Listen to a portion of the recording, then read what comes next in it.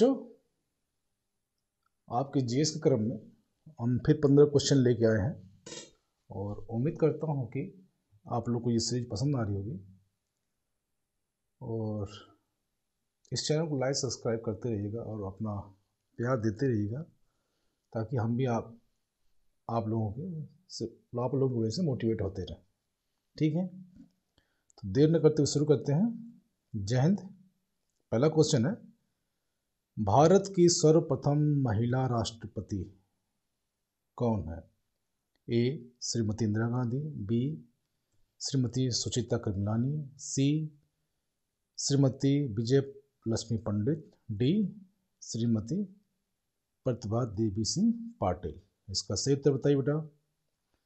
इसका सही उत्तर होगा डी प्रतिभा सिंह पाटिल। ठीक है, अब इनके बारे में थोड़ा जानकारी ले लें। क्या है ये? भारत की प्रथम महिला राष्ट्रपति श्रीमती प्रतिभा देवी सिंह पाटिल भारत के 12वें राष्ट्रपति के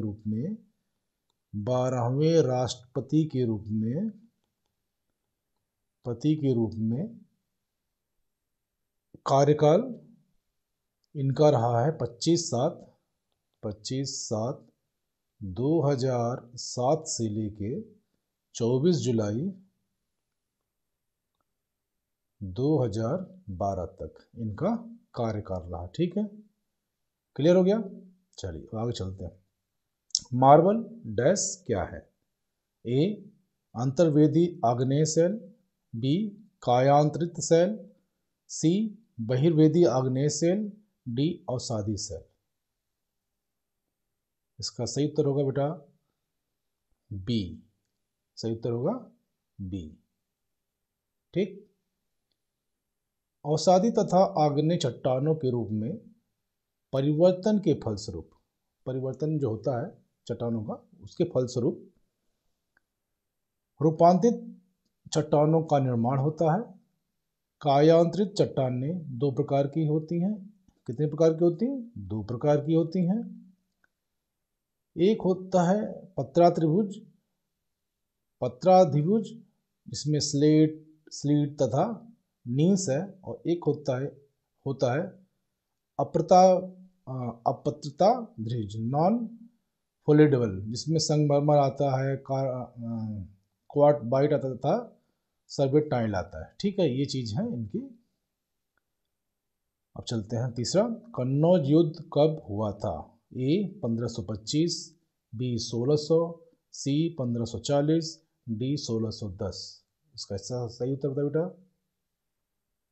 इसका सही उत्तर होगा बेटा सी 1540 कन्नौज युद्ध। ठीक है, अब थोड़ा इस युद्ध के बारे में जानकारी ले लें। 1526 ईस्वी में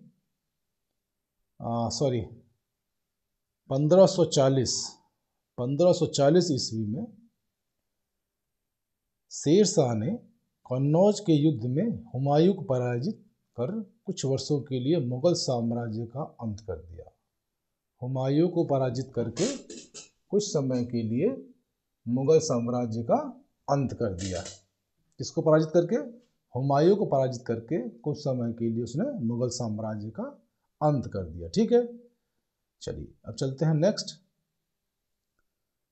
मुगल बादशाह बाबर का शासनकाल डैश था? 1527 से 1530 तक, 1530 से 1540 तक, 1556 से 1605 तक, और 1605 से लेके 1627 तक। इसका सही उत्तर बताइए।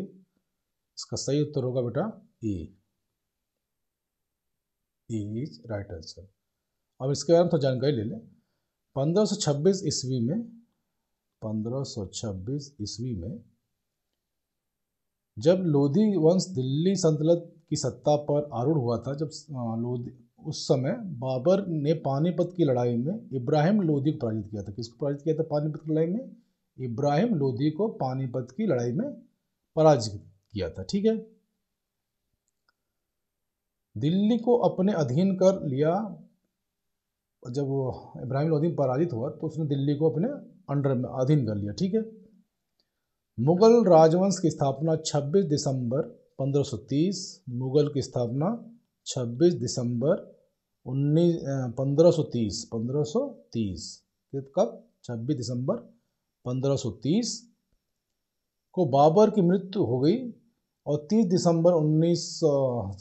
दिसंबर 1530 को हुमायूं बाबर के उत्तराधिकारी के रूप में गद्दी पर बैठा। ठीक है, तो 1530 ईस्वी को बाबर की मृत्यु हुई। 30 दिसंबर 1530 को हुमायूं बाबर के उत्तराधिकारी के रूप में उनकी राजगद्दी संभाली। ठीक है, पांचवें चलते हैं। स्फटिक जैसा शुद्ध, सिंह जैसा बहादुर और राजनीतिक क्षेत्र में पूर्ण व्यक्ति, ऐसी व्याख्या महात्मा गांधी ने किसकी लिखी?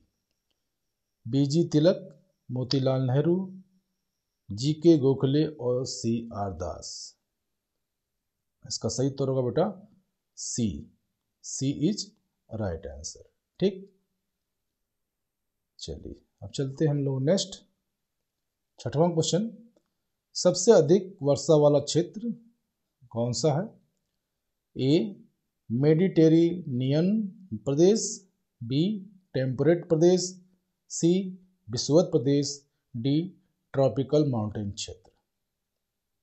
इसका सही उत्तर होगा बेटा छठवें का सी, विषुवत प्रदेश। ठीक है, सातवां चलते हैं। भारत की सबसे पुरानी पत्रिका कौन सी है? भारत की सबसे पुरानी पत्रिका कौन सी है? A wonder digest, B Calcutta review, C Kadambini, D India today. इसका सही उत्तर बताइए।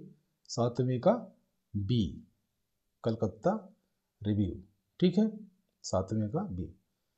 सर जॉन ने 1844 लिखिए, 1844 ईस्वी में कलकत्ता रिव्यू की शुरुआत की थी। कब की थी? 1840 में कलकत्ता रिव्यू की शुरुआत की थी। ठीक है, विश्व में किस देश की जनसंख्या सबसे अधिक है? सिंपल क्वेश्चन है। यूएसए, इंडोनेशिया, चीन, भारत। इसका सही उत्तर बताइए। सही उत्तर होगा इसका सी, चाइना। सिंपल क्वेश्चन है, इतने आसान क्वेश्चन नहीं आएंगे आपके पेपर में। संपत्ति जिसका उधारकर्ता मालिक है तथा वह इसका उपयोग ऋणदाता के लिए ऋण चुकाए जाने तक गारंटी के रूप में करता है, डैश कहलाता है। ए क्रेडिट, बी गणनाधिकार, सी ऋण, डी ऋण पत्र। 9वें का बताइए। 9वें का होगा बेटा बी, गणनाधिकार। ठीक है, अब गणनाधिकार के बाद जान लीजिए क्या है। उधार समझौतों में ऋण की पुनर्भुगतान को सुरक्षित करने के लिए अपनी किसी विशिष्ट संपत्ति को बंधक रखना पड़ता है। यदि उधारकर्ता उधार समझौते की शर्तों के अंतर्गत संतोषजनक रूप से मूलधन और ब्याज का भुगतान करने में विफल रहता है तो ऋणदाता उसकी संपत्ति का उपयोग कर सकता है। ठीक है, चलिए क्वेश्चन नंबर 10, प्लासी का युद्ध किस वर्ष हुआ था? प्लासी का युद्ध किस वर्ष हुआ था? 1764, 1761, 1767, 1757। इसका सही उत्तर बताइए। 10वें का सही उत्तर होगा, बताइए आप लोग, डी। 10वें का सही उत्तर होगा डी। ठीक, अब थोड़ा इसके बारे में जान के लिए। ब्रिटिश सेना ने 1757 ठीक में प्लासी की लड़ाई में बंगाल के नवाब सिराजुद्दौला को पराजित किया था। किसको पराजित किया था? सिराजुद्दौला, बंगाल के उस टाइम नवाब थे। ठीक है, चलिए चलते हैं क्वेश्चन नंबर 11। ये प्रैक्टिस सेट 13 है बेटा आप लोग का। पश्चिम रेलवे क्षेत्र विभाग का मुख्यालय कहाँ स्थित है? ए अहमदाबाद, बी पुणे, सी बदौड़ा, डी मुंबई। 11वें का होगा डी, पश्चिम बेटा मुंबई दिल्ली में आता, वेस्टर्न रेलवे। ठीक है, चलिए 12वां चलते हैं। संविधान की 8वीं अनुसूची डैश संबंधित है? प्रादेशिक भाषाओं की सूची से, मूलभूत अधिकारों से, राज्य के नीति निर्देशक सिद्धांत से, उपयोग सभी। इसका सही उत्तर होगा बेटा 12वें का ए, संविधान की 8वीं अनुसूची में कुल 22 भाषाओं का उल्लेख किया गया। कितनी? 22 भाषाओं का, 22 भाषाओं का उल्लेख किया गया। ठीक है, 13वां चलते हैं। निम्नलिखित में से किसे मानव शरीर की जैव रसायन प्रयोगशाला भी कहा जाता है? ये साइंस से रिलेटेड क्वेश्चन है, इम्पोर्टेंट है। ए छोटी आंत, बी दिमाग, सी अग्नाशय, डी जिगर। सही उत्तर बताइए इसका। इसका होगा डी जिगर। ठीक है, यकृत को मानव शरीर की जैव रासायनिक प्रयोगशाला भी, इसको यकृत भी कहते हैं। ठीक है, यकृत।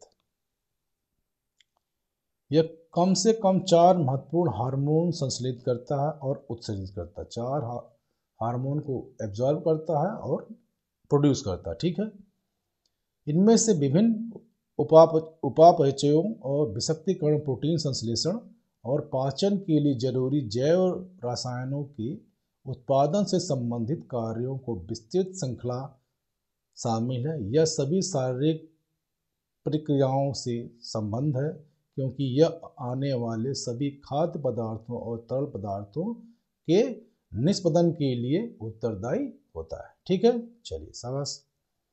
बांधवगढ़ राष्ट्रीय उद्यान किस राज्य में है? A Rajasthan, B Chhattisgarh, C Uttar Pradesh, D Madhya Pradesh. 14वें का बताइए। 14वें का होगा D Madhya Pradesh. Bandhavgarh national park, Bandhavgarh national park Madhya Pradesh के उमरिया जिले में है। नोट करिए, उमरिया जिले में है।